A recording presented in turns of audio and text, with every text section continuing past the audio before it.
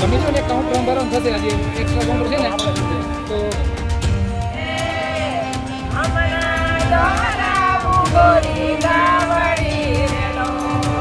જય આપા ગુજરાત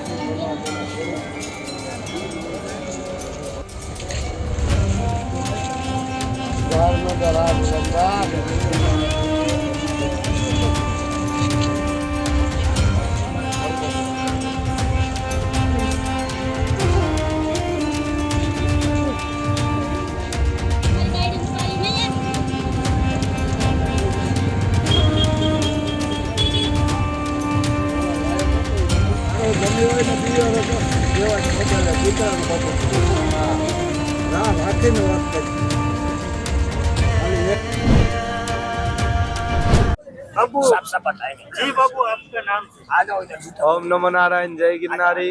हमारा शुभ नाम है नागा बाबा भरतगिरी। श्री वीरपुर भोलेश्वर महादेव में हमारा स्थान है।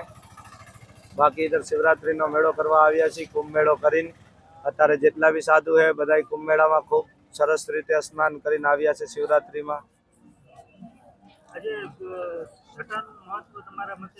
હવે આમાં એવું છે કે જટા છે એ સાધુનો શિંગાર છે. જેમ કે નારીના 16 શિંગાર હોય તો સાધુના 32 શિંગાર હોય છે. એમાં જટા પણ એનું પૂર્ણ એક મહત્વ એનું આપે છે. તો મહાત્મા લોકોનું મુખ્ય શિંગાર જ જટા છે.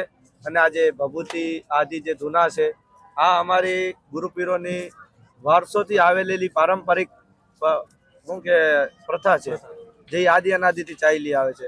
અને આ ભભૂતિ તો અમારા 10 નામની ચાદર છે. શું છે અમારે જે 10 નામ છે એની ચાદર કોઈ પૂછે તો શું કહેવાનું? ભભૂતિ. બાકી તો આપ બધા આવો છો, ખૂબ ખૂબ આનંદ કરો છો. મેળો ચાલી રહ્યો છે. આ મેળાથી આપણા સત્ય સનાતન ધર્મની આગળ વધવાની પ્રેરણા મળે છે હર નવા યુવકને. અમારું તો એવું કેવું કે આપ સૌ તમે આ રહો પણ ધર્મથી થોડા જોડાયેલા રહો જેમ બને. જય ગિરનારી. ઓમ. કિશોરભાઈ વાડોદરી. આ અમારું રાજકોટ થી અનક્ષેત્ર આવે છે. શ્રી આઈ ખોડિયાર રાસ મંડળ અનક્ષેત્ર ચેરિટેબલ ટ્રસ્ટ. અમે છેલ્લા 64 વર્ષથી આ ભવનાથની અંદર અમારું અનક્ષેત્ર ચાલે છે. પહેલા અમે ખાલી પરિક્રમામાં લાપસીથી ચાલુ કર્યું હતું. પછી ત્યાં અમારા વડીલો પાસે સાધુ સંતોએ બેટા ભોજન લેના હે એટલે લાપસી ચાલુ કરી. બીજા વર્ષથી કઢીને લાપસી ચાલુ કર્યું. પછી ધીરે બધું અમે વધારતા ગયા.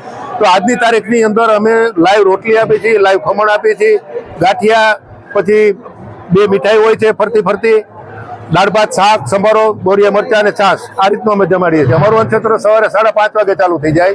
એમાં અમે ગાંઠિયા, મરચા અને ચા આપીએ છીએ.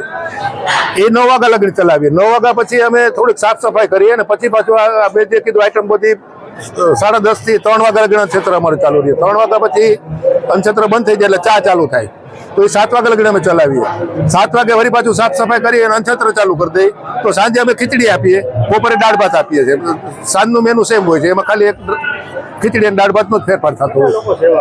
સેવા આપે 350 થી 400 માણસો. એમાં 100 મહિલા સમિતિ હોય અને બધા જ સ્વખર્ચે આવે ને બધા સ્વખર્ચે જાય. ટોટલ સ્વયંસેવકો અમારા રાજકોટથી આવે છે. જી બાપુ. જય ગિરનારી. ઓમ નમો નારાયણ. જય ભવનાથ. મને ભાઈ એવો પ્રશ્ન કર્યો કે ભસ્મી શું કામ? એક વાણીમાં લખ્યું છે કે રીતે હે લકડી, મરતે હે લકડી, દેખ તમાશાએ લકડી કા. લાકડી બળી અને ભસ્મ થાય. એ ભસ્મ પણ કામમાં લાગે શરીર ઉપર. તો એવું લખ્યું કે લાકડું બળી અને રાખ બની પણ એ રાખ પણ કામમાં આવી. આ મનુષ્યનો દેહ એવો છે કે કોઈ કામમાં ન આવ્યું. જીવતા પણ જો સાધના થઈ જાય તો કામમાં આવે અને મૃત્યુ પછી પણ જો કાંઈ કોઈના કામમાં ઉપયોગમાં આવતો કોઈ ઉપયોગમાં આવતો જ નથી. એટલા માટે શિવજીએ ભસ્મી શરીર ઉપર સોળીને બતાવ્યું કે આ શરીરની એક વખત ભસ્મ થવાની છે. તો આ ભસ્મ એટલા માટે લખ્યું કે અંગે ભસ્મ સ્મશાનની સોળી. ક્યાંની ભસ્મ સોળી? સ્મશાનની. ત્યાં કોણ રહેતું? ભૂત, પિશાચ, ડાકર. કોઈ જોયા નથી પણ મતલબ આ પંચમહાભૂતનું શરીર એ ભૂત છે. આ પંચમહાભૂત 5 ભૂત છે. આ 5 ભૂતનું શરીર પૂતળું ત્યાં બળી જાય, એની ખાક થાય. એ ખાક શિવજીએ રાખ ચોપડી હતી. એટલે લખ્યું કે અંગે ભસ્મ સ્મશાનની સોળી, સંગે રાખો સદા ભૂત ટોળી. ભૂત એટલે 5 ભૂત જે છે એ પંચમહાભૂત, અગ્નિ, વાયુ, પૃથ્વી, 5 ભૂતનું આ પૂતળું બન્યું. એ ભૂત અને એ ભૂત આપણને વળગ્યા છે. એ ભૂતને કાઢવા વાળો કોણ છે? સદગુરુ. આ ધૂણા એ ભૂત નહીં. એ ધૂણા એ ભૂત જાગ્રત ક્યારે થાય? એકાદો વાયુ હલચલ કરે ને શરીરની અંદર 10 વાયુ છે, એમાંથી એકાદો વાયુ હલચલ થાય એટલે માનસિક તણાવ આવે, ટેન્શન લાગે અને અપસેટ થાય, ધૂણવા મળે. આ બધું એક આવું ખરેખર ભૂત જેવું કાંઈ છે નહીં, પરંતુ આવી રીતે થાય છે. એટલે શરીરે ભસ્મ સોળી અને એવું ઉદ્દેશ કર્યો કે આ શરીરની એક દી ભસ્મ થાય કે આજ મનુષ્ય આવ્યો, મનુષ્ય અવતાર તો કાંઈક કરી લે, મળ્યો મનુષ્ય અવતાર દેહ ધરીને કરી લે તું એવું કામ હેત ભરીને, તું માટે રામ નામ સંભાળ, રામ નામનું સ્મરણ કરી લે. એટલા માટે મળ્યું છે. તો ભસ્મ સોળી અને આ ઉદ્દેશ આપ્યો છે. અસ્તુ જય ગિરનારી. આ બાપુ દર વર્ષે આપણે અહીંયા આયોજન કરાતું હોય છે, કેવું હોય છે આપણા આપા ગીગાના ઓટલાનું? શ્રી આપા ગીગાનો ઓટલો ચોટીલા દ્વારા મહાશિવરાત્રિ મેળા નિમિત્તે અમારા પરમ પૂજનીય સદગુરુદેવ શ્રી જીવરાજ બાપુ, ગુરુ શ્રી શામજી બાપુના આદેશથી છેલ્લા ઘણા વર્ષોથી મહા ભોજન બધાને મળી રહે, સર્વે લોકોને મહાપ્રસાદ મળી રહે, એના માટેનો એક નાનકડો પ્રયત્ન કરવામાં આવે છે. આ વખતે પણ દર વર્ષની માફક 18 તારીખથી અને 20 તારીખે ઓપન ધ હોલ, એટલે કે દરેક લોકો માટે થઈ અમે દરેક વખતે શિવરાત્રીનો મેળો જે તેરસની ધજા ચડે એની પહેલા 2-4 દિવસે શરૂ કરી દઈએ છીએ. કારણ કે નાના મોટા ધંધાર્થીઓ આવ્યા હોય એમને પણ આમનો લાભ મળે એટલા માટે થઈ અને શિવરાત્રીને પછી એક દિવસ એટલે કે બીજા દિવસે પણ આ અન્નક્ષેત્ર પરમ કૃપાળુ ભગવાનની કૃપાથી ધમધમતું રહે છે. આ વખતે પણ આપ સૌના માધ્યમથી ખૂબ સારો પ્રચાર પ્રસાર અને આંગળી ચીંધ્યાનું પૂર્ણ જ્યારે આપ સૌ કરી રહ્યા છો ત્યારે અહીંયા અમે 2 હાથ જોડી સર્વે ભાવિકજનોને વિનંતી કરીએ છીએ કે આપ સૌ શ્રી આપા ગીગાના ઓટલો અહીંયા હરિગીરી બાપુનું જે મેદાન છે લાલ સ્વામીની જગ્યા એમાં 7 વીઘામાં બહુ સરસ રીતે વ્યવસ્થાઓ કરવામાં આવી છે. દરેક લોકોને પૂર્ણ રીતે ભોજન મળી શકે એના માટે થઈ દરરોજ શુદ્ધ ઘીની 2 મીઠાઈ, 2 શાક, દાળ, ભાત, રોટલી, છાશ, ફરસાણ વગેરે અનેક વસ્તુઓ પીરસવામાં આવે છે. સાંજે કઢી ખીચડી હોય, 2 મીઠાઈ હોય, શાક, રોટલી, આવું બધું. પણ સાથે સાથે ગઈકાલે, આજે પાઉંભાજીનો સાંજનો કાર્યક્રમ છે, ગઈકાલે લાઈવ ઢોકળા હતા. તો સમગ્ર સેવકગણને, સમગ્ર લોકોને અમે આપના માધ્યમથી જણાવીએ છીએ કે આપ સૌ અહીંયા શ્રી આપા ગીગાના ઓટલાના અન્ન ક્ષેત્રની મુલાકાત લઈ અને મહાપ્રસાદ લેવા પધારો અને અમને આશીર્વાદ આપતા જાઓ. અસ્તુ. જય શ્રી આપા ગીગા, જય श्री जीवराज बाबू. जी माता जी, आपके नाम से आप कहाँ से? जय गिरनारी. मेरे नाम अन्नपूर्ण गिरी श्री दिगंबर शिवराज गिरी जी महाराज श्री समुपान से नाम आवाहन नकारा. अच्छा, आप कहाँ से नेटिव? आप कहाँ से? पहले शादी बने पहले कहाँ रहते थे? हम संस्कार यहाँ भारत में ले लिया, महापुरुष हो गया, हमारे जन्मभूमि है. और इस मेले में आप कैसे तपस्या करते हैं? हम यहाँ पहली बार आए थे मेले के लिए 2 साल पहले था. यहाँ दून लगाया और अभी भी यहाँ गया. गिरनार की क्षेत्र है, दाता महाराज जी का तप भूमि है. तो 2 साल पहले तो हम यहाँ आ गए पहले बार मेले में, और मेरे को खूब आनंद आ गया. फिर अभी भी यहाँ गया, दोनों लगाया आनंद लेने के लिए. और शिवरात्रि के बारे में क्या? शिवरात्रि के महात्म के बारे में क्या? शिवरात्रि ये बहुत स्पेशल समय है, व्रत के लिए, तपस्या के लिए, अनुष्ठान के लिए है. और हमारा 4,100 पहले हमारा अलग अलग रूप था.